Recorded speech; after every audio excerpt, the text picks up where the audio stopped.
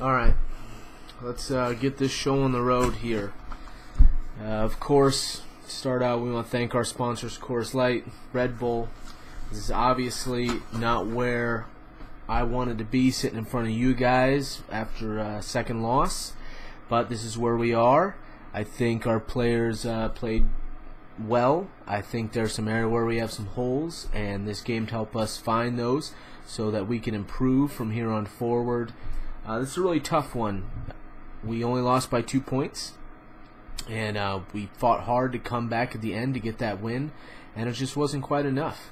And we got to suck that up. And of course, Beaver Nation was the better team today. They, there was a lot of jarring going on between the players and the coaches before the game, and all that's behind us. They were better than us today on that field. I have nothing but good things to say about that coach and the players out on that field today on the other side of the ball. To quote the great Conor McGregor, we are cocky in preparation but humble in victory or defeat. So we wish nothing but good things for that team moving forward, and we think they're going to have a good season. And they played good, started out 2-0. So I guess we'll start questions here if that's all right with you guys. Are you starting to feel like your season has been derailed? No, of course it hasn't been derailed. Where do you guys come up with this stuff? It's week 2, all right? It's week 2. We played some tough matchups. We play the number 4 team in the country, and we play the number 2 team in the country. Number 2 team in the country, the Pittsburgh Steelers, they're coached by an incredible coach, and they're putting up crazy numbers. It's no big deal. I'm not going to say that. It's a big deal. We obviously got behind the 8 ball here, and it's a big step back from wanting to go undefeated this season. So, it's a big deal. But we're not derailed. Not by any means. We know what we're doing. This game has helped us find our holes, and we're going to fill those holes with some great players, some consistent players, because we had a little bit of inconsistency. And we're going to move forward, and we're going to be a better team. The playoffs is a long ways away. We feel like we can improve this team. We can make this team a contender for the championship. We can find players that can fill our roles and make this a better team. And by week 11, when the playoffs start, we're going to be ready to go. We have some tough matchups later in the season. Things start to get just a little bit easier. And we're going to take that opportunity to get some points, get some wins. And you're going to see a lot better team that comes out next Saturday. Next question. It seems like you've settled on a starting quarterback. Would you say that's accurate? Yeah, of course we've settled on a starting quarterback. I said this last week when I talked to you guys. There's no quarterback controversy. We're going to play the best guy. We have a great quarterback right now. And he's putting up crazy numbers, and he's being extremely consistent. Obviously, we were hoping he was going to save us at the end with that late game, but he didn't. But we still believe in him. He's going to be the guy moving forward. I have no doubt of that. And he's going to be our main guy. I don't know where you guys come up with this shit. You have all game to come up with questions. You guys can't find anything better than this to talk about? Next question. You seem like you're way more active in free agency than the other coaches in the league. Some view this as chaotic and indecisive. What would you say to those people? Chaotic and indecisive? Are you kidding me? We're trying to fix our team. You guys fairly would say that we have some holes, that we're not putting up big numbers consistently in week to week in the games that count. And that's totally accurate, and we're using free agency to fix those things. I think that a coach that uses free agency is going to have a more consistent team that can analyze players and fill those players in the system that they want to use and find great matchups. Is going to have long-term success. Look at the bad losers. They're using free agency. What little holes they do have, the coach is filling those holes with great players.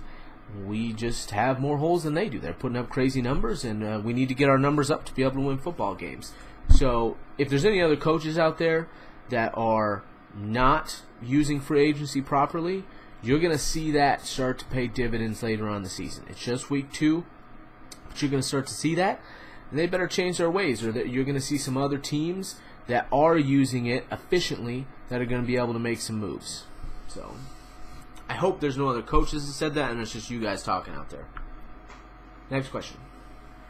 Most people at the start of the season had Husker Nation ranked number 1, Poop for Days ranked number 2, and the Retired Lady Killers ranked number 3. All had a loss last week, and the number 1 and number 3 teams are 0-2. Do you attribute this to early luck, or are we seeing a changing of the guard? That's a tough question. I think it's a little bit of both.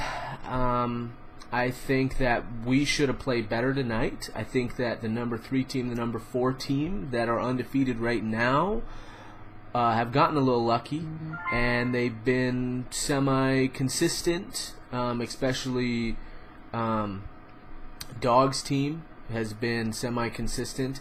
But number 1 and number 2 are greatly coached teams. They have great players that are putting up consistent numbers. The number 1 team, Bad Losers, he's using free agency, and I don't think it's luck, but I don't think you should count us out.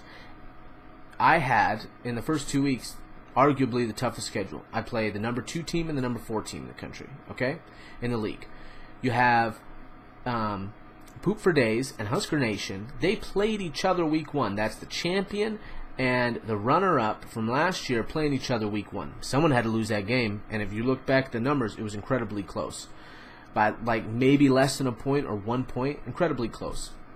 And Husker Nation is having ridiculous quarterback issues. They should not, a team of that caliber should not be having these type of quarterback issues.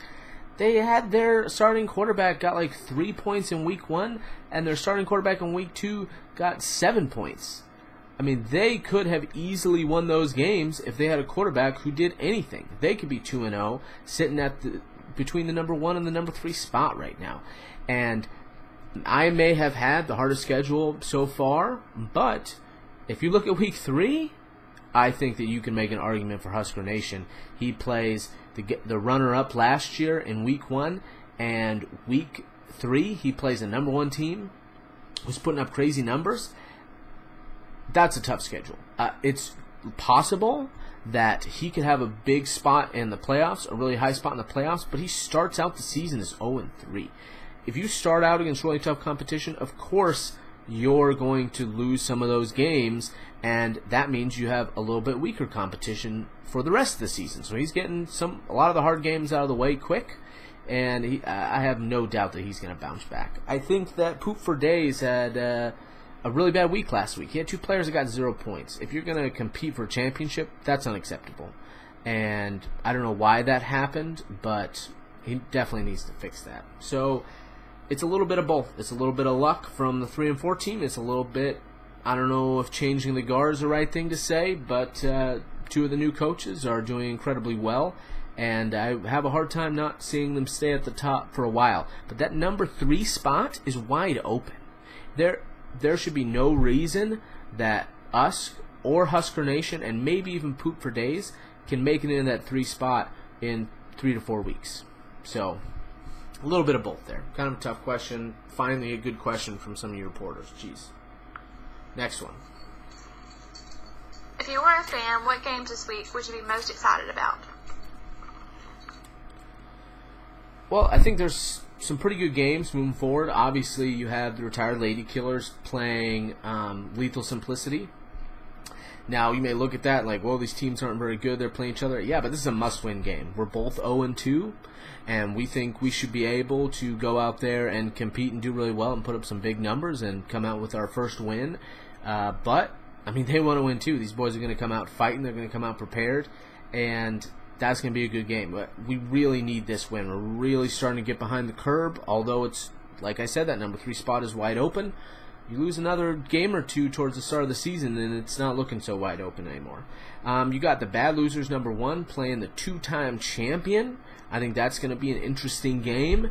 Is the Bad Losers, is that great coach Kyle going to be able to get his team ready and continue to put up incredible numbers, or are his players going to start having tough matchups? You can find teams that have easy matchups at the start of the season, but those easy matchups go away quick and they start playing tougher competition as the season goes on. Is that what's happening, or are we going to continue to see him putting up massive numbers? I'm really excited about that game. And you got the number 2 team, undefeated, in the Bitchburg Steelers playing the number 4 team in Beaver Nation. This is what I'm talking about that number 3 spot being open.